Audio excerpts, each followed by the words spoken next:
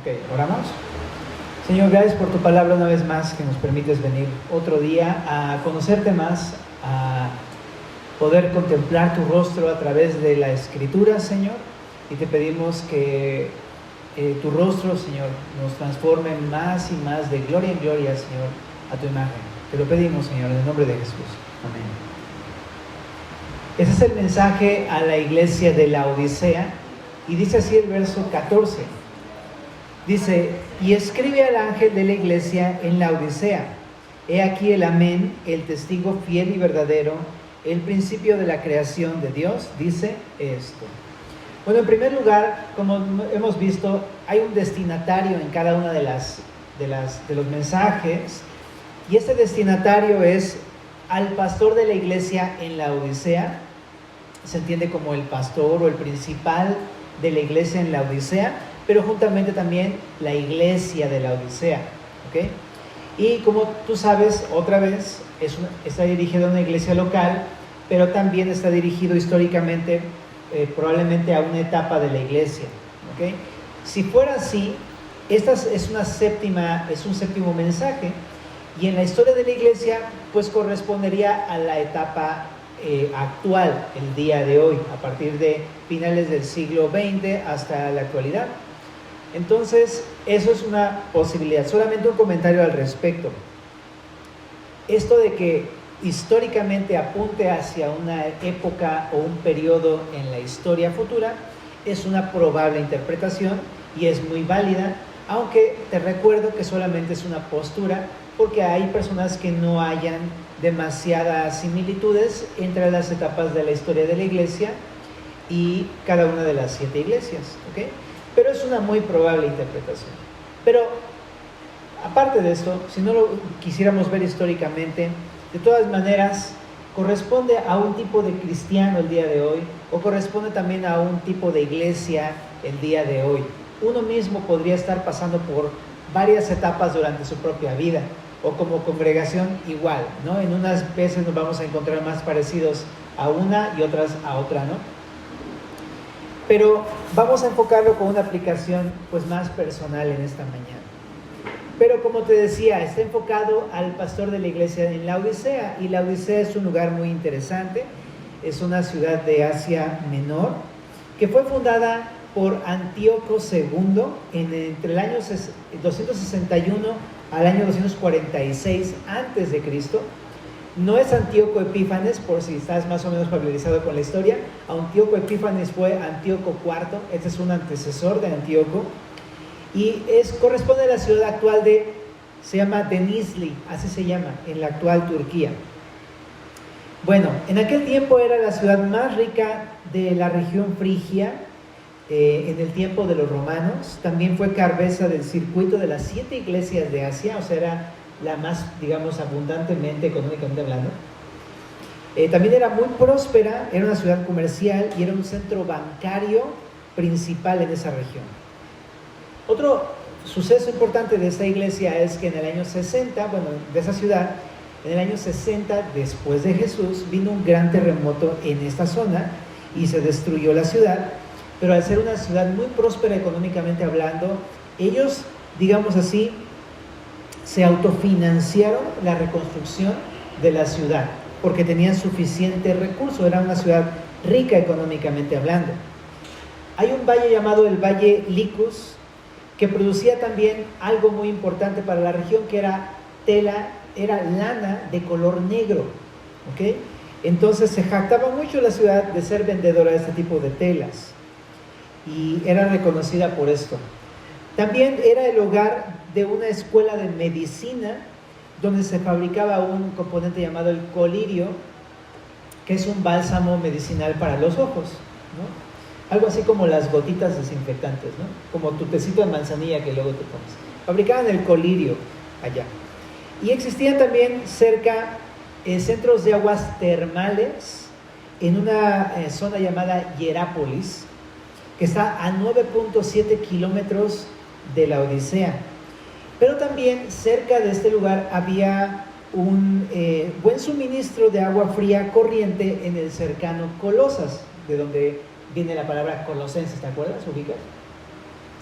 Pero lo que hicieron estos laodicenses es que se construyeron tuberías para poder trasladar el agua termal para la ciudad de Laodicea, así como también el agua fría para el agua de Laodicea, para la ciudad de Laodicea. El problema es que con el transcurso de todos los kilómetros, el agua termal ya no llegaba caliente, llegaba tibia. Y perdía un poco la función que originalmente querían. Querían que se conservara caliente, pues para usarla como agüita caliente en tu regadera y en los baños públicos, etc. Igual también el agua fría ya no llegaba tan fría, llegaba tibia. Pero es una gran obra que hicieron, ¿verdad? Pero entonces perdía la eficiencia de su construcción, porque no lograba el propósito. Y no solamente eso, por la distancia y por el polvo y por toda la suciedad del camino, dejaba de ser agua potable.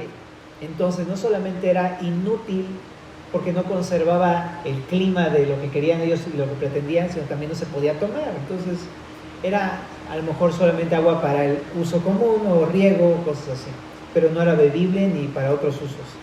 Un agua caliente podía usarse como un remedio, pues tú sabes, ¿no? Tecito, que el remedio con agüita caliente, incluso sirve para terapias, ¿verdad? Ya no podía usarse para ese tipo de cosas. Y el agua fría, que llegaba tibia, pues ya no servía para refrescar a nadie. O sea, imagínate que vas en el desierto con un calorón y te dan un vaso a beber de agua tibia, pues pierde totalmente la función.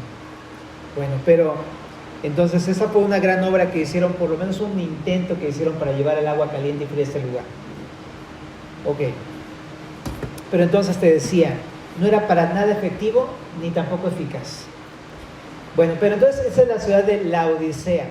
¿Y quién escribe este mensaje? Bueno, en mano de Juan, pero el autor es Jesús, ¿verdad? Y ahí se nombra como, he aquí el amén, testigo, fiel y verdadero. Y también se llama a sí mismo el principio de la creación. Esto de el amén, no sé si algunos saben qué significa, ¿no? Todo el tiempo lo decimos, ¿verdad? En el nombre de Jesús, amén.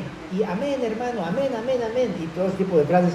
Pero la palabra en sí, ¿qué significa? Es la palabra griega amín, así se pronuncia, que significa firme o digno de confianza o seguro o verdadero.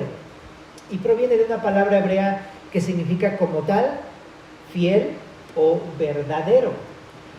De aquí, ¿no?, que se diga aquí adelante en el mismo texto, el amén, el testigo fiel y verdadero. Es decir, denota a alguien en quien se puede confiar por ser fiel y verdadero. Jesús está llamando así en este mensaje. Él es alguien digno de ser, digno de nuestra confianza, ¿verdad? Ese es Jesús. Bueno, en la traducción al lenguaje actual lo dice de esta manera: yo soy el amén y me llamo así porque enseño la verdad acerca de Dios y nunca miento. Ese es Jesús, ¿verdad? Gracias a Dios. Bueno, así se presenta, pero también se presenta como el principio de la creación. Ojo, esto no significa que Jesús también haya sido creado y que Él haya sido lo primero creado. No, Jesús es autoexistente. En la Biblia Él es Dios, Él es el soberano. Esta palabra principio en esta porción más bien significa el origen de la creación, de donde proviene todo lo creado. Ese es Jesús. Por lo tanto, Jesús es el soberano sobre lo que Él creó, porque Él lo creó, porque de Él provino.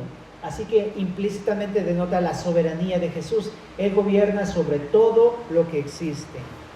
Él reina sobre todas las cosas. ¿Ok?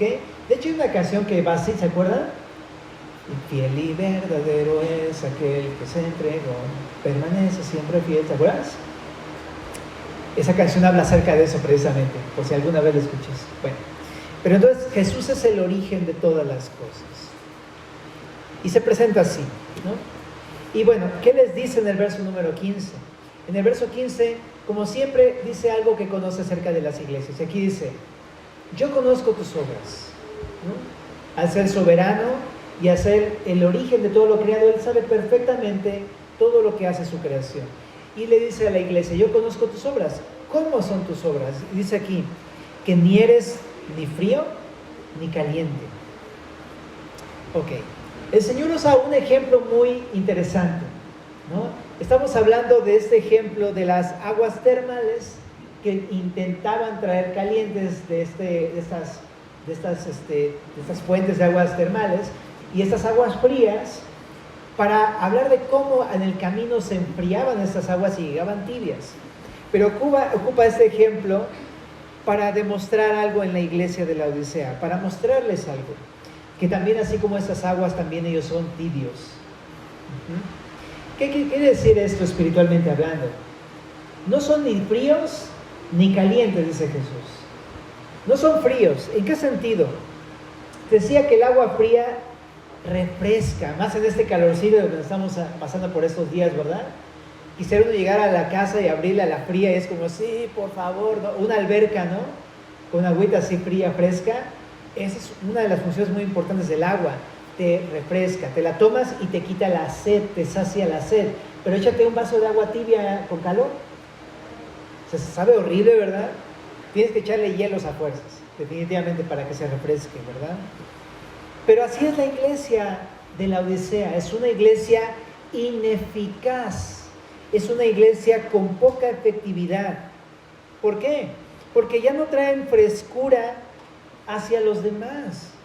Porque en un lugar donde es un desierto espiritualmente hablando, donde toda la gente necesita beber del agua de vida que es Cristo, ellos no le quitan la sed a nadie. Esta es la iglesia de la Odisea, precisamente. Es un mundo que está sediento, pero es una iglesia que está tibia.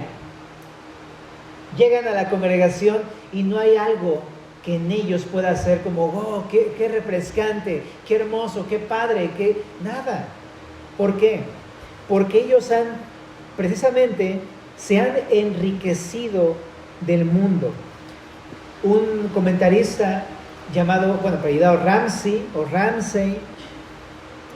dice que su posición y su riqueza económica provocó en ellos un espíritu de compromiso con el mundo, una mentalidad mundana. No podía probarse como algo diferente esta iglesia porque sabían exactamente igual que todo el mundo a su alrededor. No había algo refrescante en ellos hacia los demás. Es como cuando te encuentras a una persona que, pues eso, que tú esperas que te diga algo, ¿no? Una palabra, un versículo, una promesa del Señor o algo que te pueda ayudar en tu vida, pero lo único que te dice es, sí, ¿verdad? Está bien gacho, ¿verdad? Sí, está horrible, no, pues ya ni modos. No es para nada ni refrescante, ni de ánimo, ni bueno. O sea, yo quisiera que alguien cuando le cuento mis problemas me dijera, mi hermano, ten fe. La palabra dice esto, aquí están las promesas del Señor. Mira, yo también he pasado problemas, pero mira cómo nos ha sostenido, también lo puede hacer en ti. Y que eso sea un testimonio para ti, para mí, y podamos salir refrescados en nuestras vidas. Pero esta iglesia no lo era así. Estaba totalmente comprometida con el mundo. Tenía una mente como la mente del mundo. Pensaba exactamente igual que todos los demás. Pues no son fríos en ese sentido, son ineficaces. Pero dice aquí también Jesús, pero tampoco son calientes. El agua caliente te decía que puede servir para varias cosas como preparación de bebida, remedios, usos terapéuticos, etcétera, ¿no? Pero esta iglesia también era tibia y en ese mismo sentido era ineficaz. Pero también esta frase que es tibia, que no es caliente, puede referirse al origen de esta tibieza. Ellos como iglesia han dejado de ser fervorosos por Jesús. Han dejado de ser fervorosos por Jesús. Es decir, en otras palabras, es una iglesia indiferente. Completamente. Indiferente hacia Dios, indiferente hacia los demás. Es una iglesia indiferente.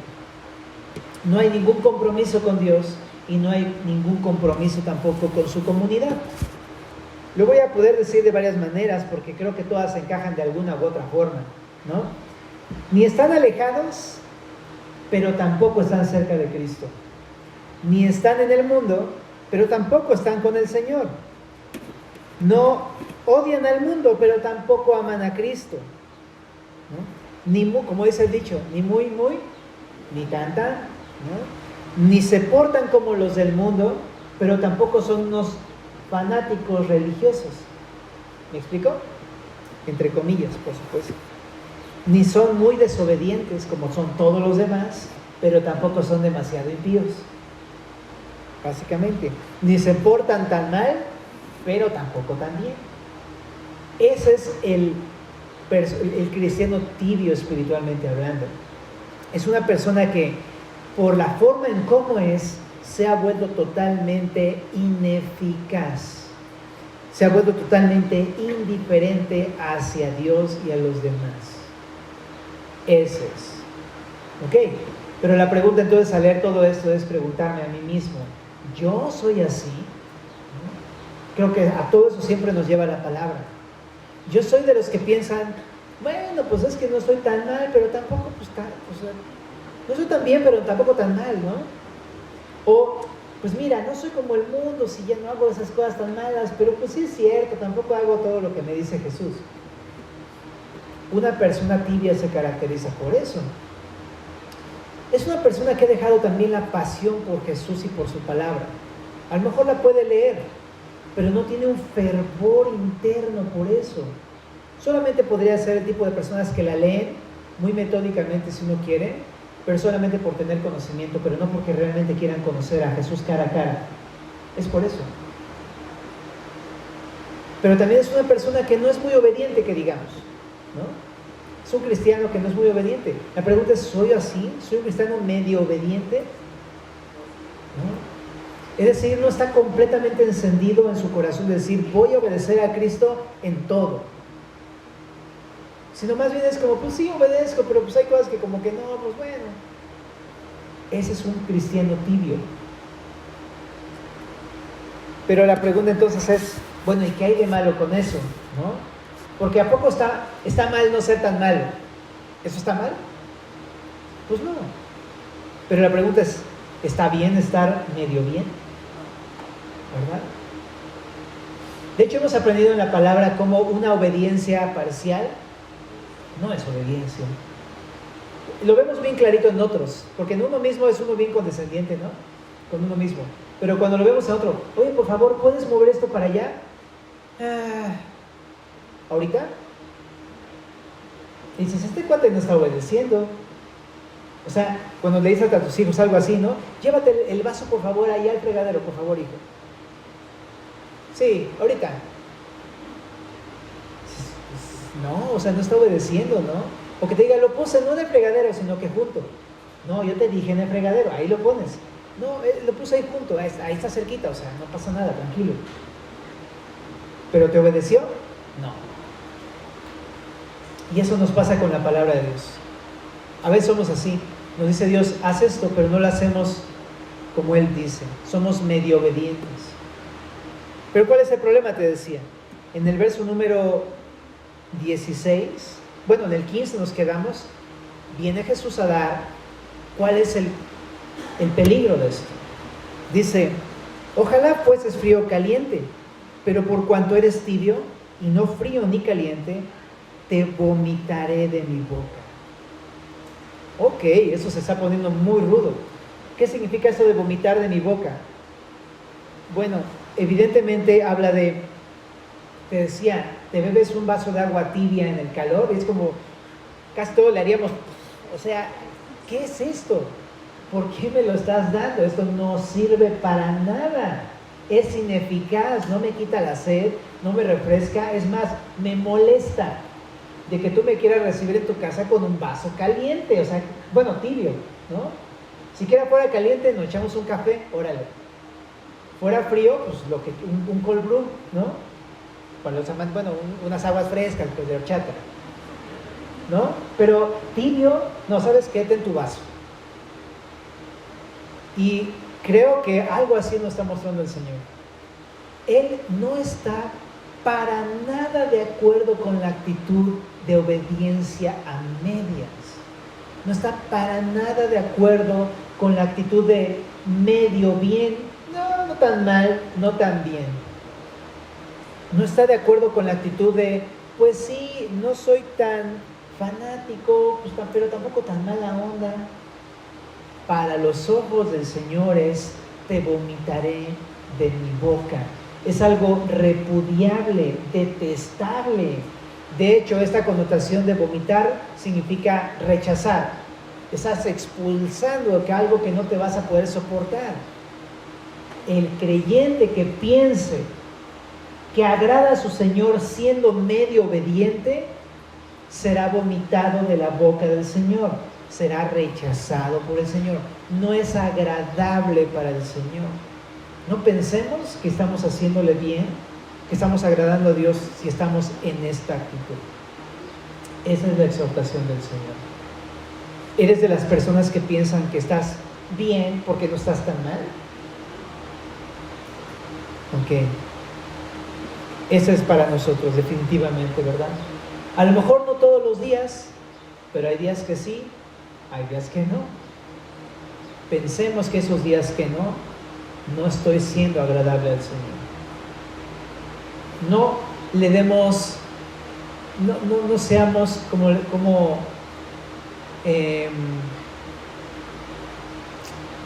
pues sí, como no toleremos estas malas actitudes y digamos, pues es que nada más fue un tropiezo, el día de hoy me amanecí de malas.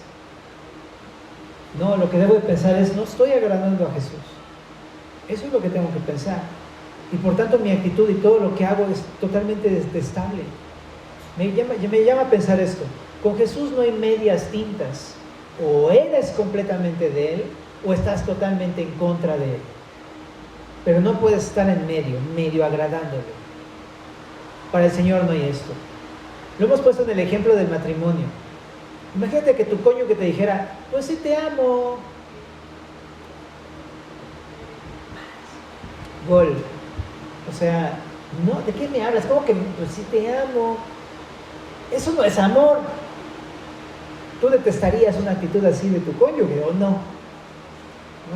O bueno, chicos solteros, que te dijera tu papá así, o tu hermano, ¿no? Dirías, esto no es amor, esto es realmente detestable lo que me estás diciendo, no es un cumplido. Para el Señor igual. Entonces, tengamos en cuenta esto. Y nos llama entonces ok, si estamos siendo así, vamos con el Señor.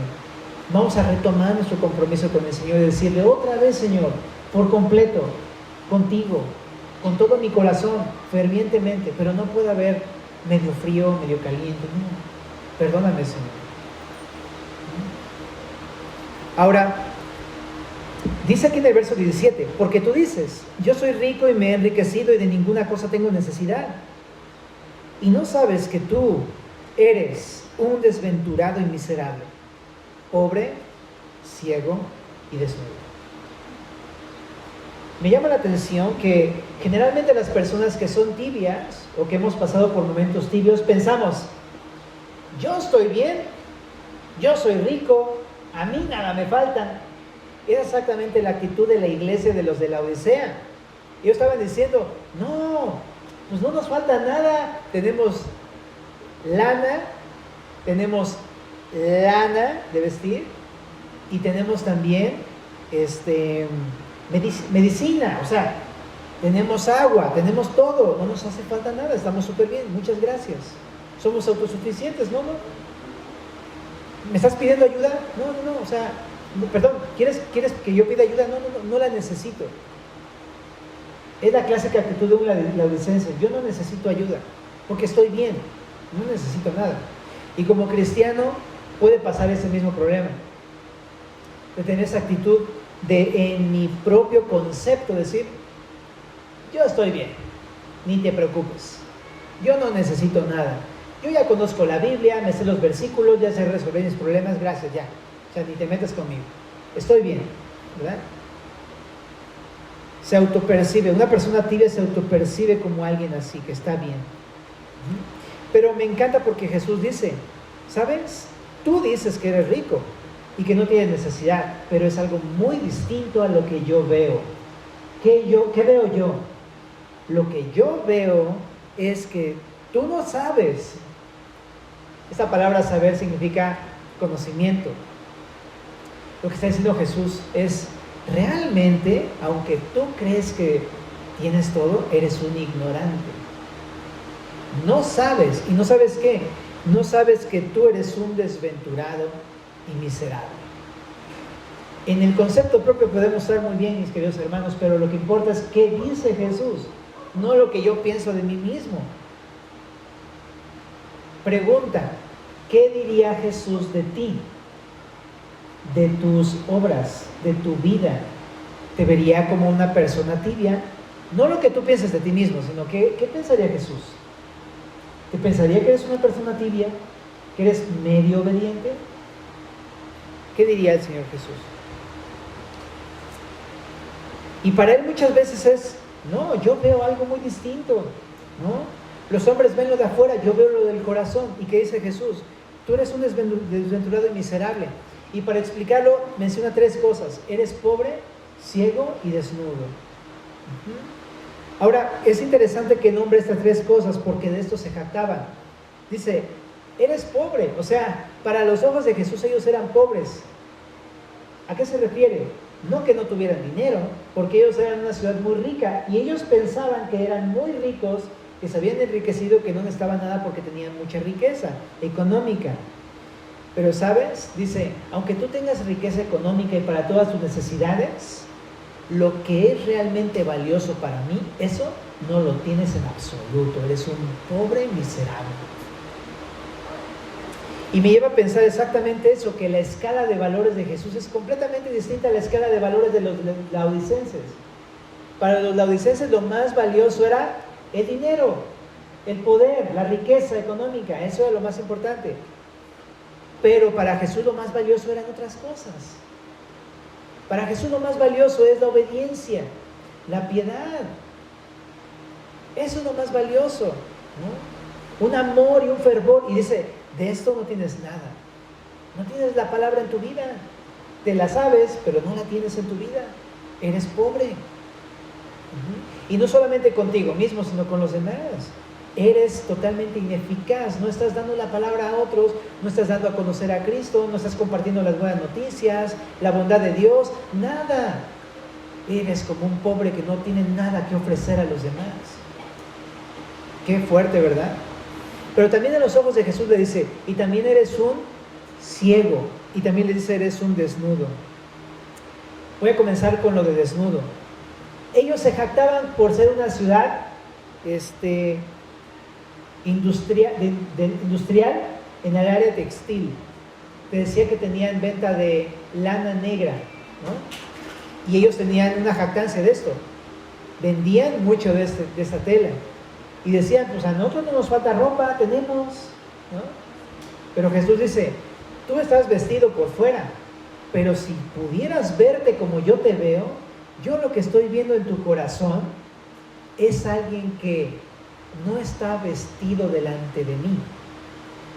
¿Qué significa esto?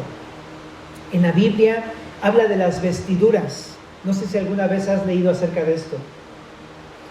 Las vestiduras pueden hablar de 2 cosas. Número 1, la Biblia dice que cuando uno cree en Jesús, Él te da sus vestiduras. Y habla de una vestidura de justicia. ¿Qué significa? Significa que al creer en Jesús, tú estás revestido de Cristo y Jesús te ve a través de Cristo, como si Cristo viviera tu vida en ti. Ya no eres tú, es Cristo viviendo en ti. Y Él te ve como si estuvieras vestido en un sentido de justicia. Él es una persona justa. Ya no te ve como el pecador que somos. Los pecadores que somos nos ve como Jesús, como justos, como alguien que ha cumplido las exigencias de la ley. Así nos ve Jesús al creer en Jesús. Si lo tomamos desde ese punto de vista, entonces lo que puede significar es, ellos, algunos de ellos quizá, aunque van a la iglesia, no han creído en Jesús. Y por más que ellos traten con sus propios esfuerzos de portarse moralmente bien delante de los ojos de Jesús, están totalmente sin justicia, sin bondad. Y Jesús dice, está reprobado. Si no ha creído en Jesús, todas sus obras no alcanzan para nada en su vida. No alcanzan para salvarse, para ser perdonado, para ser justificado. Están desnudos delante de mi rostro. ¿Podrá haber personas así dentro de la iglesia que vienen pero no han creído en Jesús? Claro. ¿No? Claro que sí. Y uno puede pensar, yo estoy bien porque yo hago muchas cosas buenas. No te engañes. Si Jesús te examina, ¿Diría que estás reprobado o aprobado? ¿Diría que vas al cielo con Él o que vas al infierno? ¿Qué diría Jesús si te viera? Y todo se resume en, ¿has creído o no has creído en Jesús, en verdad? Pero también esta palabra vestiduras de justicia, o esta frase, esta idea, concepto, también puede significar al cristiano, aquel que ya ha creído en Jesús. Gracias a Dios ya tenemos las vestiduras de justicia de Cristo. Pero aún así, podemos vivir vidas injustas.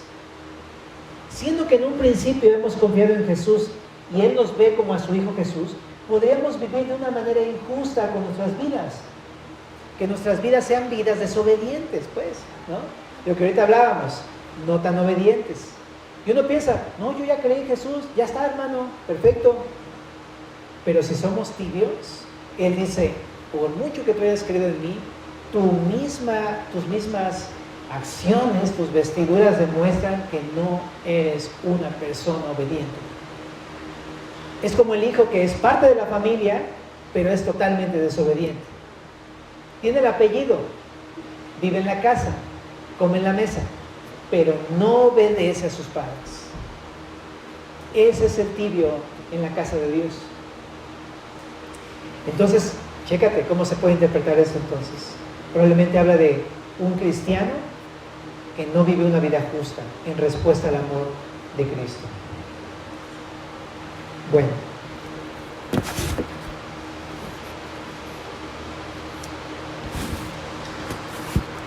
Y dice, y eres ciego, ¿verdad? Entonces de lo que habla esto de ciego es, pues no puede ver, ¿verdad? Es algo más que entendible, ¿verdad?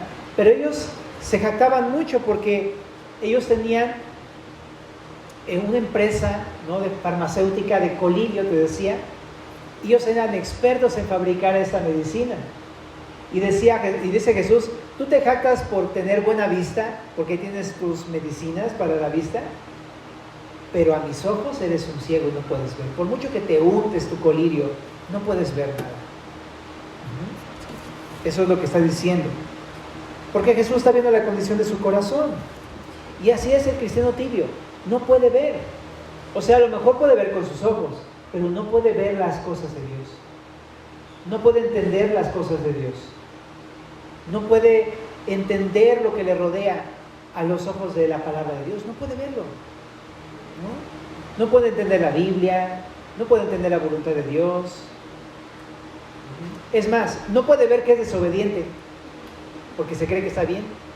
Una persona así, ¿no?, es un ciego. ¿Qué diría Jesús entonces? ¿No? Si a lo mejor tú le estás identificando que dices, ¿sabes qué? Es que yo me siento así. No entiendo nada de las cosas de Dios. No entiendo nada de la Biblia y soy creyente, ya recibí a Cristo. Probablemente ahí está el problema, ¿verdad? Que no estamos totalmente con el Señor, no estamos fervientes por Cristo, ¿no? Pero lo que dice entonces aquí es, en el verso 18, 3 consejos. Por tanto, yo te aconsejo. Me encanta porque Jesús no te dice, lo tienes que hacer y punto, se acabó, ¿no? Algo así, ¿no? No, Jesús no es así, te va a aconsejar. Me gusta porque su consejo es, o lo agarras o lo rechazas. Esa es una decisión de cada uno de nosotros, hermanos. Pero el consejo del Señor Jesús es, número 1, compra de mí oro refinado en fuego. ¿Qué significa? Significa cambiar tu escala de valores. Es decir, que ahora consideres como valioso lo que para Dios es realmente valioso. Lo que para Dios es como el oro, lo realmente de valor. Y es algo que solamente puede ser dado por Dios.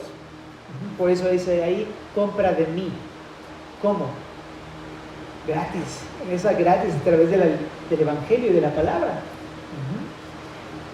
Pero implica entonces valorar lo que Dios valora, amar lo que Dios ama. Eso es lo que significa. Versus las cosas del mundo. Tengo que aprender a ver la escala de valores del mundo como algo que no es lo que a mi Señor Jesús le agrada necesariamente. ¿Qué es lo que a Jesús le agrada? La palabra, la obediencia, la oración, la piedad, buscarlo, conocerlo, obedecerlo. Son las cosas valiosas de la palabra de Dios. Y dice, ¿quieres ser rico en verdad? Empieza por eso. Empieza por amar al Señor.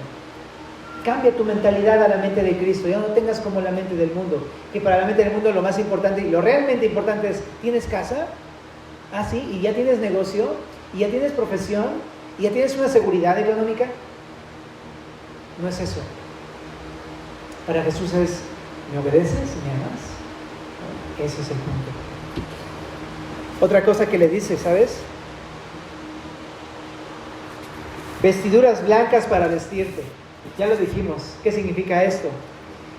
Pues contraste con su lana negra. Las vestiduras se asocian con la vida justa. Entonces tiene que ver con, vive una vida justa para el Señor. O sea, si has creído en Cristo, pues vístete como Cristo. Vive como Cristo. Habla como Cristo. ¿No? Responde como Jesús. Cree al Señor Jesús. Es eso, básicamente. Y si a lo mejor estás acá, pero todavía no has creído por completo en tu corazón en Jesús, esa es una invitación para ti. Cree en Jesús y entonces Él te dará las vestiduras blancas, digamos, espiritualmente hablando. Él te va a considerar como parte de su familia, como su propio hijo. Pero es el primer paso. Y dice ahí también, vístete con las vestiduras blancas y no sea que se descubra la vergüenza de tu desnudez. No estamos hablando de algo físico, pero se puede poner el ejemplo de algo físico. ¿Te ha pasado que sueñas? De esos sueños, no mala onda, ¿no? Que te das cuenta que estás en la escuela y no traes pantalón y te despiertas así de... no, sí traigo, ¿no? Espérate, sí. No, sí traigo. Pero el punto es que se siente horrible como algo así, ¿no? Es vergonzoso siquiera pensar que alguien te va a ver sin ropa. Eso se ve horrible, ¿no? Pero el punto es este. El pecado hace lo mismo espiritualmente hablando. El pecado produce vergüenza ante los ojos de Dios. Porque cuando uno peca, ¿sabes? Que cuando o sea, volteas a ver a Dios es como, no, por favor. O sea, me acuerdo como la historia de Adán y Eva, pecaron. Y se dieron cuenta que estaban desnudos. ¿Y qué fue lo primero que hicieron? Ponerse sus hojas de parra para que no se viera su desnudez. Porque su pecado les mostró la vergüenza que había en ellos. Es como lo mismo con nosotros. Hacemos lo malo y lo primero que es, estoy avergonzado contigo, ni siquiera quiero verte. Y están tratando de taparse con remedios personales, hojitas de parra inservibles, ¿no? Y es como el Señor dice, no, ¿para qué? Mejor vístete con las vestiduras de justicia, aprende a hacer lo bueno y entonces, ¿sabes qué? No vas a ser avergonzado. Cuando yo te pase los ojos, puedes decir, Él ha hecho lo bueno, no tiene por qué sentir vergüenza. Y es más, hasta tú mismo has experimentado que cuando te arrepientes de algo, como el Salmo 3, Señor, tú alzas mi cabeza. Tú me haces otra vez estar de pie, con la cabeza en alto, porque tú me limpias, ¿no? Se trata de eso, familia, ¿no? Se trata precisamente de eso, de dejar que el Señor nos limpie y ahora comprometernos a una vida justa para el Señor. Y entonces no tenemos de qué avergonzarnos con Cristo, si hemos hecho lo bueno, gracias a Dios. Ahora fallamos, definitivamente, pero por eso está la confesión de pecados y nuestro arrepentimiento. Tenemos que arrepentirnos de esto, ¿verdad? Pero también con los demás. Cuando uno peca, qué vergüenza le da a uno dar la cara con alguien que te equivocaste, ¿verdad? O sea, te le encuentras y es como, ya ni quieres saludarlo, pues. Es más, ya ni siquiera quieres venir a la iglesia porque dices, no, porque ahí le voy a ver su cara y qué tal si me reclama, ¿no? Es vergonzoso el pecado. Pero si no queremos tener más vergüenza, tenemos que vivir vidas justas. Y pues eso, si tenemos que pedir perdón, es parte de una vida justa, de pedir perdón. Ir con el que ofendí, decirle, perdóname una vez más. Pero eso es vivir una vida justa, ¿verdad? Bueno, entonces dice ahí, entonces vístete con vestiduras blancas para que no te avergüences, ¿no? Ahora también dice el último, unge tus ojos con colirio para que veas. Y es algo, pues también ocupa el ejemplo de la medicina. Pero Digamos, aquí habla más bien que de un remedio físico, habla de la palabra de Dios. La palabra de Dios es este ungüento, ¿no?, que nos sana nuestra vista, ¿no? Y es lo mismo, ¿no? Tenemos que venir a que el Señor nos dé sanidad espiritual con su palabra. Hay un ejemplo en el Antiguo Testamento, en los libros de historia de la Biblia, de un hombre llamado Naamán el sirio. Naamán el sirio estaba bien enfermo, tenía lepra él. Y en esta ocasión simplemente le dice el profeta Eliseo: ve a lavarte a las aguas del Jordán 7 veces y serás limpio. No quería, porque aparte era agua lodosa y todo, pero se mete y después de 7 veces queda sin lepra, ¿no? Y es una historia muy similar porque es lo mismo. ¿Quieres ver? ¿Qué tienes que hacer? Leer. Tienes que ser lavado con el agua de la palabra. De estas gotitas celestiales que te puedan hacer otra vez ver claramente. Y es eso. Bueno, entonces dice aquí: yo reprendo y castigo a los que amo. Entonces no vayas a sentir que es mala onda el Señor, ¿verdad? Para nada. Es porque te ama, es porque me ama el Señor. Y si somos reprendidos, Hebreos 12, somos hijos, ¿verdad? Sí, Hebreos, ¿qué es? 4, 12. Pero dice acá: sé pues celoso y arrepiéntete, ¿no? No te está pidiendo un cambio de conducta, te está pidiendo un cambio de ser. Dice: ya no seas, ahora sé. No está diciendo compórtate así, está diciendo sé así. O sea, deje que Dios desde adentro limpie tu corazón. Y dice: sé celoso y arrepiéntete. Esa palabra celoso significa fervoroso. Me encanta esa traducción. O sea, vuelve a tu primer amor con todo tu corazón. Sé fervoroso, sé celoso de Dios, por la palabra de Dios. Otra vez, un hombre o una mujer esforzados por conocer a Cristo. Dice: y arrepiéntete. Dice, esa palabra arrepiéntete es la palabra metanoia o metanoeo, que significa un cambio de dirección, 180 grados, no 360, ¿no?, para que vuelvas a lo mismo, 180 grados para ir en contra del pecado que he estado haciendo durante tiempo atrás, ¿no? ¿Y arrepentirme de qué? Pues de mi ineficacia, de mi indiferencia como cristiano. A eso estamos llamados precisamente, a un cambio de conducta, de ser, de que ahora seamos ya no indiferentes a Dios, sino completamente comprometidos, ya no ineficaces para Dios y para los demás, ahora totalmente eficaces para Dios y eficaces y útiles para los demás. Y al final del texto dice: he aquí yo estoy a la puerta y llamo. Si alguno oye mi voz y abre la puerta, entraré a él y cenaré con él y él conmigo. Dos cosas. Hablando para el hermano cristiano. Si tú eres cristiano, si estás diciendo estas cosas de yo llamo a la puerta, significa que lo hemos dejado fuera de nuestras vidas. No está diciendo que estemos adentro con él. Estamos diciendo que lo hemos dejado afuera, pero él vuelve a llamar otra vez. ¿Me abres? Porque quiero estar otra vez contigo. Entonces, qué increíble, porque a lo mejor hemos hecho eso, pero la oportunidad de Jesús es grandiosa. Déjame entrar otra vez a tu vida. Pero si a lo mejor vienes por primera ocasión o estás comenzando a conocer a Cristo, quiero decirte una buena noticia. El Señor también toca tu vida. ¿Le abres? Porque si le abres, dice aquí que Él va a entrar a tu vida y va a cenar contigo. Y habla de una relación personal contigo, estrecha, permanente y para siempre.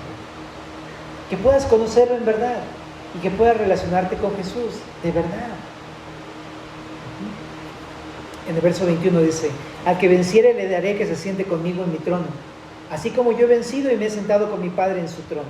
El que tiene oído, oiga lo que el Espíritu dice a las iglesias. La recompensa es sentarnos con Él en su trono.